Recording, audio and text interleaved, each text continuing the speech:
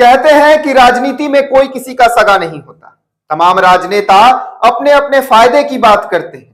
लोकसभा चुनाव की तारीख की घोषणा के बाद इस वाक्य को चरितार्थ करते नजर आ रहे हैं तमाम नेतागण। कोई इस पार्टी को छोड़कर उस पार्टी में जा रहा है तो कोई उस पार्टी को छोड़कर इस पार्टी में आ रहा है। इसी क्रम में भाजपा नेता और मांडू के विधायक जयप्रकाश पटेल भी भाजपा का दामन छोड़कर कांग्रेस के इंडिया अलायंस में शामिल हुए। कांग्रेस के इंडिया अलायंस में शामिल होने के बाद उन्होंने कहा कि कांग्रेस के इंडिया अलायंस को आगे बढ़ाना है। आइए हम आपको सुनाते हैं कि जयप्रकाश पटेल ने क्या कहा। लेकिन ये सच्चाई है कि लास्ट 2019 के लोकसभा चुनाव में हमने ना सिर्फ भारतीय जनता पार्टी, समुचित झारखंड के एनडीए गठबंधन के 11 लोकसभा में हमने पूरा प्रचार किया और टेकलाल बाबू के जितने भी झारखंड में जानकार थे, उनके शुभेच्छु थे, अपने समाज के लोग, उनके चाहने वाले लोग के बीच में जाकर भारतीय जनता पार्टी को प्रचंड बहुमत दिलाने का काम किया था। और उनके अलाय दल आजसू का भी मैंने प्रचार किया। परिस्थिति कुछ ऐसी थी,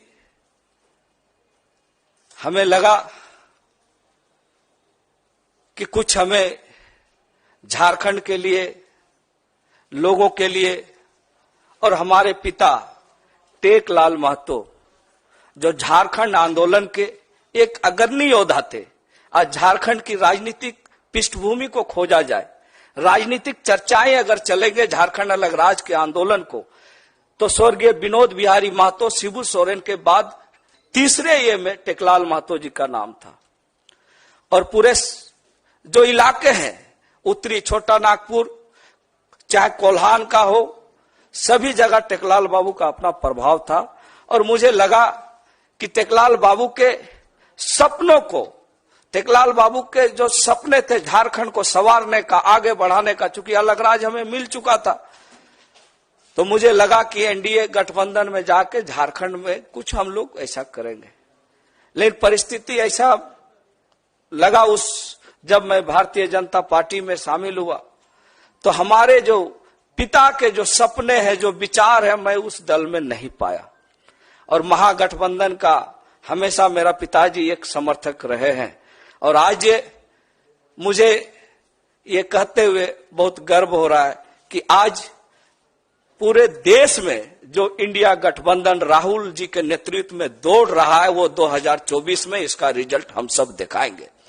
जिस तरह से उन्होंने पदयात्रा की, झारखंड में एक अलग लोगों में एक उनके प्रति रुझान बढ़ा है।